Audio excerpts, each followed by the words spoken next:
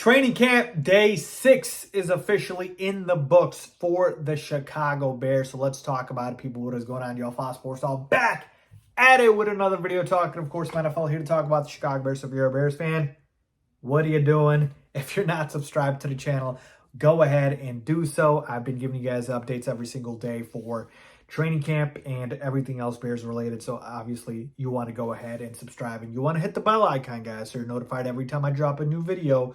Why don't you go ahead and do that right now? Follow me on my social media platforms, Twitter, X, whatever it's called at this point. Go ahead and do that as well. All right, so with that being said, I got a lot to get to here. First padded practice for the Bears. That's a big deal. We got to talk about it, so let's go ahead and start there.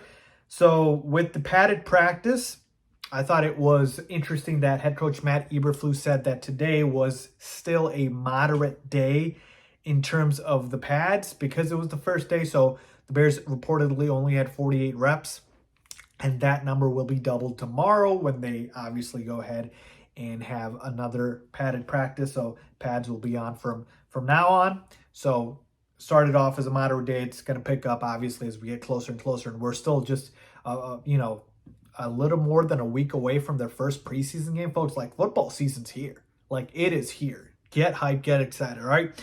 A couple other notes to hit here. No Nate Davis today. So right guard Nate Davis was absent. Rashawn Johnson and Kari Blasingame were at practice, but they did not practice. They weren't participating. Not sure what's going on with Nate Davis. They didn't provide an update, or with Rashawn or Blasingame, but could be some maintenance work, could be something injury related. We don't know yet. So as soon as we get some more info, I'll share that with you guys. All right, so let's go ahead and talk about training camp today. And the biggest takeaway today is the offense had a big bounce back day. I talked about how the last practice, day 5, the offense kind of struggled just a little bit as the defense finally started to make plays that they weren't making before. Well, the offense rebounded in a big way.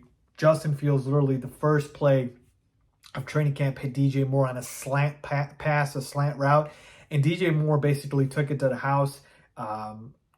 It was an excellent play, and you just saw the burst from DJ Moore on that one. There's videos about it. You guys can go check it out. I'll retweet it on my Twitter as well.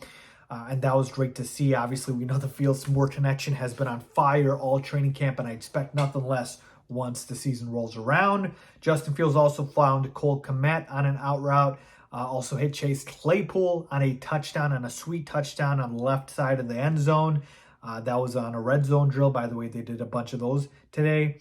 And then the play of the day, I believe, was a deep shot to Tyler Scott down the middle, man. And there was pressure on this play. Justin Fields just sat there, assessed, obviously, the field, and went ahead and, saw the pressure coming, but stood tall in the pocket and delivered a beautiful ball to Tyler Scott down the middle, like a deep shot, and Tyler Scott came down with it. This kid has a chance to be very special, man. His speed is just eye-popping to see. So that was the best play, I believe, of the day for Justin Fields. He also hit DJ Moore on a touchdown on a 3rd and 5 play. And then we had Darnell Mooney get involved here on an end around to score in the end zone. So the offense, man, just showed up and showed out. Justin Fields has been just lights out throughout training camp, and you saw that today. He continued it. I think he even had Khalil Herbert for a touchdown today. So just all around an excellent performance from Fields. Didn't see any notifications about an interception, if you will. I know that PJ Walker, though, did get picked off by Jaquan Brisker, so he did make a play. And Jaquan Brisker did have some pass breakups, so credit to him and the defense. But for this practice, I'm going to have to go ahead and say the dominating side of the football was certainly the offense. They rebounded in a big way, so you love to see that. All right, couple other takeaways here. So with Nate Davis out today, Ja'Tyre Carter was the man at right guard today. Lucas Patrick also had some reps at center.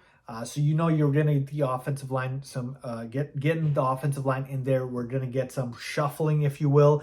And I love the fact that Ja'Tyre Carter is getting some valuable reps here. So having offensive line depth is never a bad thing. But hopefully it's nothing serious with Nate Davis.